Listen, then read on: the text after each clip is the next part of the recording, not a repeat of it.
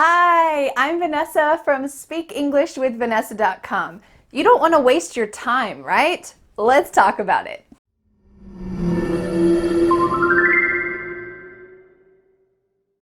Today I have a special treat for you.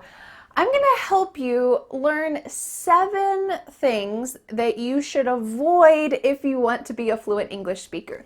Don't do these 7 things if you want to be fluent. If you focus on these 7 things, you're going to be wasting your time. It's not going to be efficient.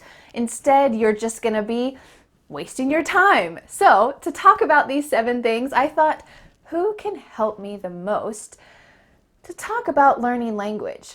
Well, I have a special guest for you. Today, I'm going to be talking with 2 brothers, Fran and Carlos, who run the YouTube channel You Talk TV, and they have completely learned English starting at the age of 25. It's pretty incredible to completely learn a language as an adult. Most of us think, if you're going to be fluent, you should start as a kid, but that's not the reality for a lot of us. For a lot of us, maybe for you too, you are starting now as an adult. You're kind of turning a fresh page. I don't want to learn like I did as a kid. Now I have to start over. Is it possible? Can you really become fluent as an adult? Well, in today's lesson, you're going to learn 7 things that didn't work for me in my second language, which is French, and 7 things that didn't work for Fran and Carlos. So hopefully you can avoid those things. Instead, you can focus your time wisely.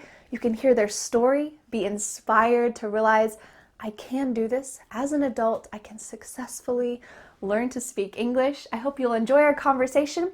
Feel free to click CC to view the full subtitles for today's lesson. That will help you to catch every word. They use a lot of great expressions. They talk about a lot of pronunciation and linking and some specific tips.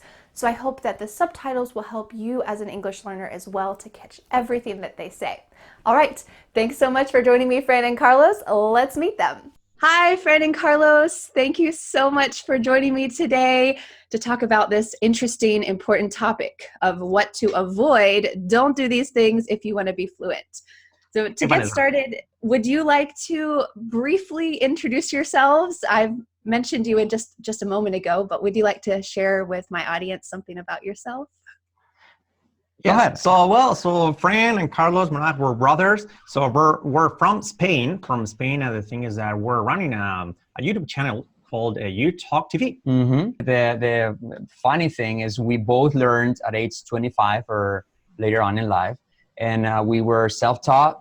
Now what we kind of selling is if we did it, then you can do it too. Just try to follow us. If you like the way we talk, we can take you to our level or above. It's pure logic. And that's the only thing you do, yes. Yeah. So you bring a completely different perspective to the table for people who are learning. They can feel inspired by you, a role model, and now you're teaching. And when you teach something, you need to really know it. So yeah, absolutely. You need to reflect on how you learned that, what difficulties you have, and yeah, big time. We've taught over 10,000 hours each. Oh, by the way, Vanessa, we have a surprise for your audience, for your subscribers, which is, the thing is that they're going to have free access to our course, our You Talk TV Plus course, where they can improve your English. We're giving away a full year for free, and it costs close to $300 a year. I'm saying close because I don't know the conversion.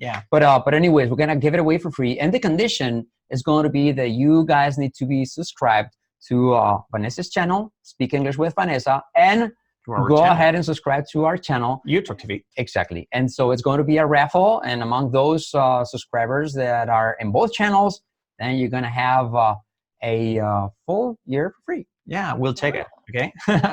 Thanks so much for offering that to my subscribers. Great work. Welcome. Thank you. You've done a lot of things successfully with English, and I imagine there were things that you tried that probably didn't work over time, or maybe for your students, you see, oh no, they're focusing on this thing that isn't going to help them. So I thought we could talk about that together. Some things that you tried, but that just didn't work for you, because nobody wants to waste their time. You don't want to waste your time. our students don't want to waste their time, and we don't want to waste our time telling them you should do Absolutely. this. So I thought today we could talk about 7 things that our students should avoid doing so that they can really focus on what will work. So would you like to get started with the first point, and then we can kind of share our opinions from Absolutely. both Yeah, of go our ahead. experiences? Yes. Cool. Well, my first tip for something that I did wrong when I was a beginner learning French, which is the language that I successfully learned as a second language, and maybe you guys did this as well with English, is don't dive into material that's too difficult right away. If you just start watching, I don't know, Avatar or Titanic, something that's so long and so complex, there's so much vocabulary that you don't know, you can just easily feel overwhelmed and frustrated and kind of want to give up. Like, I'm never going to do this. It's just too much. So starting small is going to be more helpful. You can feel that small win. I did it. I watched this 5-minute video and I understood it. I got some new vocabulary instead of, you know, a whole 45-minute TV episode or 2-hour movie. That can be so overwhelming if it's too much for you. So don't do too much too soon. Take it slowly. Yes. Plus, it can be really frustrating, and maybe it's going to make you give up or something. And that connects pretty well with one of our other mottos, which is or slogans, which is "keep it simple." And that's an American saying, and we love it. Just keep it simple. And at least here in the Spanish approach of teaching English, they're always picking their the most difficult approach, the most grammar complicated explanation, and we want to keep it simple. Now, there's a lot of difficult approaches to teaching grammar, and of course what you're saying, don't go for movies, songs, because they're constantly putting those sentences together, like hey, do you mind if I sit down? It is impossible for you to pick up do you mind if I sit down? And I'm never gonna say that. So prior to that, you may want to make sure your students know some more simple structures, or just go for easier material. Yeah, when you finally, as English learners, when you finally watched a TV show or a movie without subtitles, you'd probably been, you know, starting smaller first and then working up to that, or maybe watching the TV show with subtitles in English first. You're slowly working up to that, not just diving in and then thinking, oh my goodness, that feeling of dread and fear. So like if you start small, then it's going to be a lot easier to approach and to get beyond that. Absolutely. And especially talking about songs, I think they are more difficult than a real conversation. I think so. People are very frustrated. They get very frustrated with songs because they say, okay, what are they saying here? I don't understand. Oh my God, am I learning English? But I don't understand that. But songs are very difficult. So as a songs are poetry. Poetry is tough. So what about you guys? What is something that you think doesn't work for your English students, but you see them doing anyway, and you don't want them to waste their time? One of the recurrent mistakes that people tend to make here in Spain, at least, it's just to focus a lot on degrees and certificates and all that. It's kind of it's all the rage now. Like everybody wants to have it, but that's not gonna make you speak a better English. No, most likely you're gonna get some idea, but having a B1, B2, as we call them here, or even a C1 level is not going to make you speak good English. It takes a lot more than that, but people are really focusing on those degrees, and I think that's totally wrong. Because don't get me wrong, it'd be great to have those degrees, but just as a result of your having a really good level of English. Why do you think some people are so focused on getting those certificates? Is that like a hangover from our school years where we need that grade to feel good? Or why are so many people part of that? Focused on that? It's also like Carlos said before, it's a kind of a requirement. Yeah, it's required. Institutional requirement, most of the jobs, like if you want to be a civil servant here in Spain. I don't know if you know what it is. If you want to work like a government employee. Exactly. Yeah. And here in Spain, there's a lot of related to it. Like if you want to be a teacher, you need to do kind of that kind of stuff. And there's a lot of money involved. There's a lot of money involved because you need to pay taxes, you need to pay training for those courses. There's a whole marketing behind that, marketing strategy. that I Sure. don't think it's useful. I mean, it's not good for our learners. Absolutely. Yeah. So we're kind of fighting against that. That's the thing. I feel like that leads into one of the other things that I recommend avoiding when you're wanting to be a fluent speaker. And that's just don't wait to start speaking. If you feel like, for example, if you feel like you have to pass an exam for your future interview for a future job, well, don't wait to do other real fluency activities before that. So if you wait to start speaking, it's just going to be more stressful. It's going to be such a new thing that it's a little bit weird. I don't know if you had this sensation when you were first learning another language, but when I first heard my voice speaking in French, or I lived in South Korea for a couple years, when I first heard my voice saying some Korean words, it felt so weird. But after a while, it was completely normal. Used to it, right? Yeah. Getting used to it and hearing, okay, this is my voice. I'm saying these words that have some meaning now, but it's completely different. As you get used to that, it feels more comfortable. So don't wait to just jump into it and try to talk about what's around you. Oh, I'm drinking some water. There's a picture of an elephant on this glass. Yeah. Plus, it looks like it needs to be washed. Plus, talking about it. The sooner you start talking, the sooner you're going to start making mistakes. Yeah. And the more mistakes you make, the quicker you're going to learn. Making mistakes here in our culture is kind of overrated. Yeah. It is overcase. Oh my God, making mistakes, you're going to be penalized. While in the Anglo-Saxon culture, it's like, I remember like playing volleyball and it was really bad. And at the end of the game, everybody said, hey, good man, good game, good game. So positive. Good game. Yeah. Yeah, okay, thank you. But it's kind of a cultural thing of making mistakes is over penalized. And I think that's something that's going to hamper your learning process. Especially talking about English, about learning English, that if you practice and you talk, so then you're going to see that it's useful. So I think that is one of the other problems here, because you study English, but you study the theory, you study the grammar rules, you study the vocabulary, but you don't feel that you're going to use it. You don't feel that that's something useful. So in your opinion, do you think that there is a magic solution to learning all of these complex or maybe simple things in English? Ooh, magic solutions. Yeah, that's a great topic. Yeah, the thing is that something we want to talk about is that about the magical solutions, about the miracles. A lot of companies are selling about English, right? So yeah, people really think that they can learn English with just 1,000 words, just without effort, having a good time while they're sleeping, and that's impossible. Of course, there are ways to make it simple, to make it more simple, and to make it easier. But it's not easy. I mean, if it were easy, if it were so easy, everybody would speak English. It's not easy. You need to make a big effort, and you need time. You need to spend time, and you need to make a big effort. It's like, for example, when you're training for a marathon. I mean, it's something very hard. People say, hey, how can you do that? I mean, are you going to run now for 30 kilometers alone with this cold? Now, how can you do that? Well, but you have a goal, you're motivated, so then you like it. So that's the important thing.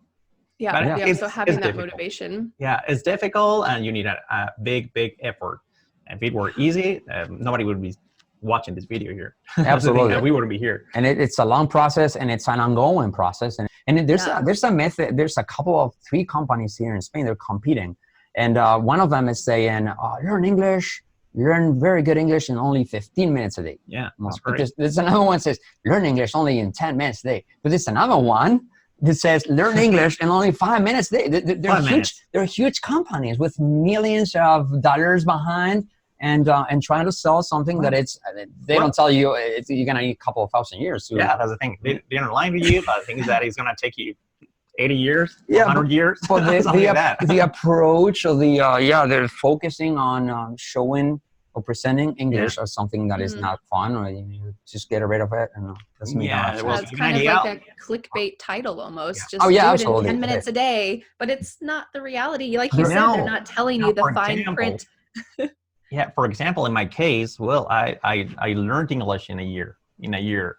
Well, I had a base, but I learned in a year, but spending 10 hours a day or 12 hours a day. Mhm. So, yeah, it took me just a really year. focused. But I devoted, all my time. Yeah, to but learn English. the funny thing, I was going to say, the funny thing is you've never been abroad. No, You never. just learned Yeah, on your own and Yeah, never yeah. been abroad. So it's possible. Just that's what Yeah, we it's say. possible. Yeah. Yeah, something I noticed when I first watched your videos was how great, this is such a specific thing, but how great for both of you, your R sound is. Oh, I know yeah. that it's tricky for everyone from every language background, but Yeah. I can tell that that's something that you probably really focused on. Oh, yeah, And Yeah. it really sets you apart from other people who are Mhm. learning language because you focused on that, and that 10 hours a day that you spent Mhm. Yeah. Well, because we've was been worth it. Yeah, it was Yes. worth it. I remember I used to record myself. When I studied, I used to Great record idea. myself and compare. Okay, the native speaker said that this way, so car. I This need is to do a it. car. I need to do No, it. then I listened to myself. This is a car. No, car. Okay, I want Yeah. to repeat. So yeah, I used to record myself. So And because our specialty now is to teach Hispanic speakers how to learn English, and we have even classified the letters in key and semi-key letters. For example, we have the R being the number one key letter to Yes. make you sound like native speaker. It helps a lot. Oh yeah, Yeah, absolutely. a lot. 'Cause it is very common. The R is pretty much in every other word, but it's so characteristic. And in Spanish, we make it sound kind of similar. It's like, but you just need to put it back. So Yeah. it's real simple. Just change it. And there's the R. Then we have the L, which is a really defining sound in English, like pencil and table, Yeah. family, and little. Yeah. And then the short I, just not to say I like it, but I like it. I like to it. make it sound more like an eh. Yeah, Then I we like have the sh, like she, and then we have the junju like jacket, like the That sound. G sound. Those are the 5 key letters. It took us a long time to learn, and we've been focused in the past. We used to focus on them for weeks and weeks until, but we found out that just by changing those 5 key letters, the whole sound's gonna make you sound good but understand way better. Yeah. Oh, thank you Well, for I'd like to picking up on share that. another tip, Mm-hmm. which is if you want to be a fluent English speaker, do not make excuses. Oh, I feel like for everyone has experienced making excuses or procrastinating, all of these types of things. And I think the best thing we can do is to reword it in your mind. If you say, I don't have time, I'm too busy, which is a common excuse, or it's too hard. If you reword that and say, this is not my priority, like learning English is not my priority. Every time you make an excuse, you're saying that activity is not my priority. Absolutely. If you have a boyfriend or girlfriend and they keep asking you to go on a date and you say, I'm too busy, I can't do it. Well, it's not a surprise. That person's not your priority. Yeah. So if you treat English like a relationship, you have to spend time together. You can't keep making excuses. You can't make excuses and say, I still want it. That doesn't go together. If you really want something, you're not going to make excuses. You have to be positive and actually follow through with those things. You need to be proactive, and isn't it? It's not only studying from a book or doing exercises. You can always try to watch movies in English, or you like to read about your favorite singer or rock star player, whatever. You can look it up on Wikipedia, or you can read about. You like a book like, for example, in Spanish, you have very good authors that they write in Spanish, but you can always try to find it, translate it into English, or there's no excuses. There's nowadays you have all kinds of. It used to be more difficult. I don't know, 20 years ago. I mean, 20 years ago it was more difficult to find movies in English, to find books in English. But now you have internet, you have the TV, you have books, you have everything here. It's a lot of resources. You have YouTube, of course. You have YouTube, and I think one of the biggest problems about excuses is that people really believe those excuses. I mean, they really think that they're not going to learn.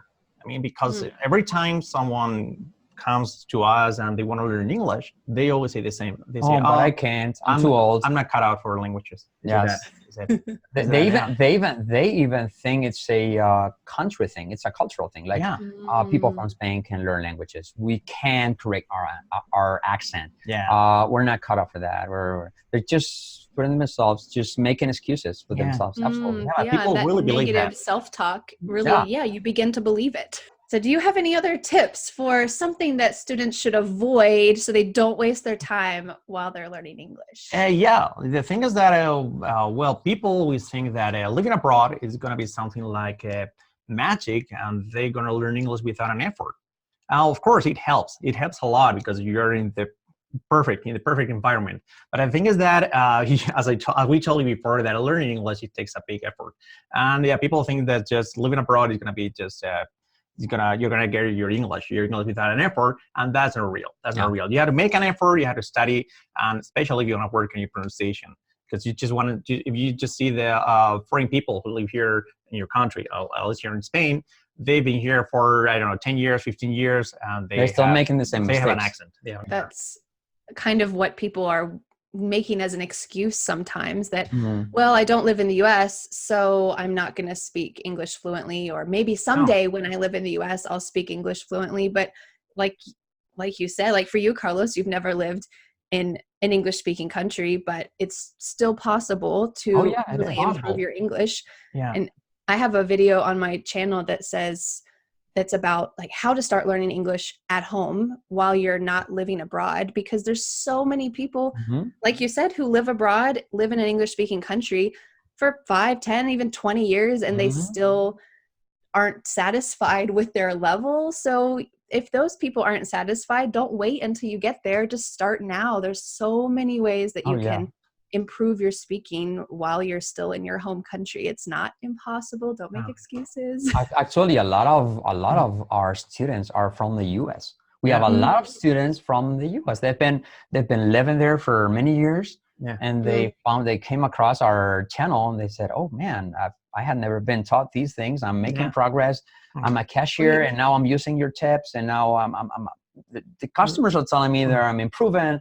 And so the part of the equation is practicing. No matter what, the part of the equation is having a good method, like Vanessa's method. So you still have to put effort in to make it work. And that leads us to an important point here, and it'd be don't underrate the power of pronunciation and fluency in English. And why is that? Because focusing on your pronunciation, linking words, intonation, you name it, on the way you sound, it has a double impact. The first one is you're gonna sound way better. Maybe your grammar is not really good. Maybe you don't have any degrees, but you go to the US and you say, "Hey, what do you want me to do? Do you want me to go? Do you want me to stay? Do you want me to give you a hand?" They listen to you say that, and they're gonna open doors. Because you sound good. So the first thing, by correcting your not only your pronunciation, but your linking words. And what happens with those soft T's and tap T's and skipping the H, like talk to him instead of talk to him and all that. What happens is that you sound good, but the second consequence, and it's even more important, is that you understand better. So that's another motto that we have is sound good, understand better. Because by saying, "Hey, what do you want me to do? Do you want me to go?" If you pronounce it that way, then the first consequence is that when Vanessa says, "What do you want me to say?" or "What do you want me to do?" we don't understand that. I don't understand that. Because it's speaking the same language. When you also pronounce it correctly, then you're used to it, and you hear other people saying it, you can feel much more comfortable because you've been saying it like that. I feel like that happens a lot with like linking expressions, because totally. We link all the time. I mean, every language links somehow. In Spanish too. That's essential for understanding more. And a lot of people, I feel like their goal is to understand songs and movies and TV shows. Well, the only way to do that is to understand how the intonation, the linking works. So if you're doing that, you might as well use it in pronunciation too.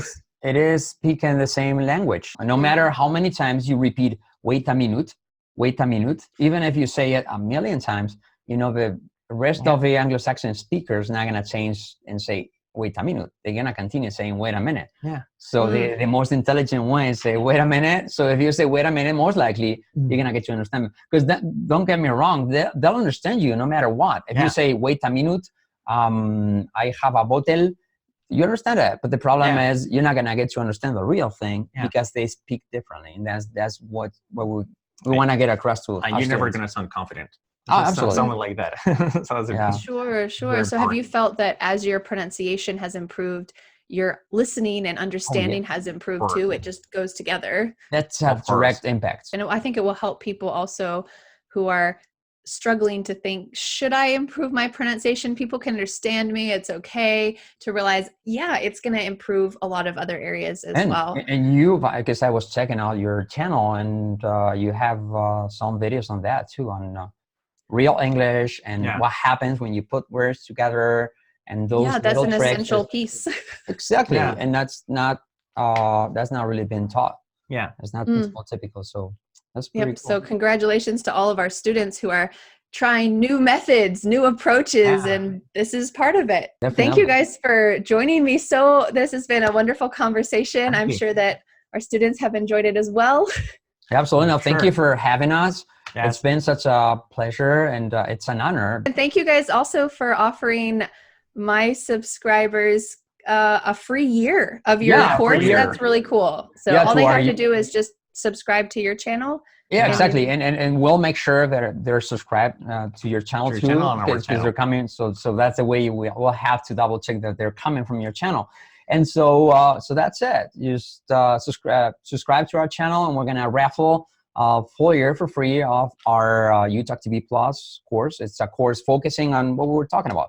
Fluency, pronunciation, just make it sound like real English. We do. They can have the link to our channel in the description. Well, thanks so much, and I hope we can do this again another time. Oh, absolutely. We're open for more collaboration. I'll talk to you later.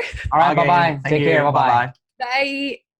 Thanks so much, Fran and Carlos, for joining me on my channel to be an inspiration and a role model that it is possible to learn English fluently and naturally as an adult. If you'd like to continue learning with them, make sure you check out their channel in the description. You can also join their raffle, which is a pretty cool thing that they're offering you guys. Thanks so much for learning with me, and I have a question for you. What is something else that you think English learners should avoid if they want to be a fluent English speaker? Is there anything else that you shouldn't do if you want to be a fluent speaker? I don't want you to waste your time. I don't want to waste my time. Nobody wants to waste their time. So make sure that you check out the comments and see what other things people recommend. All right, thanks so much for learning with me, and I'll see you again next Friday for a new lesson here on my YouTube channel. Bye.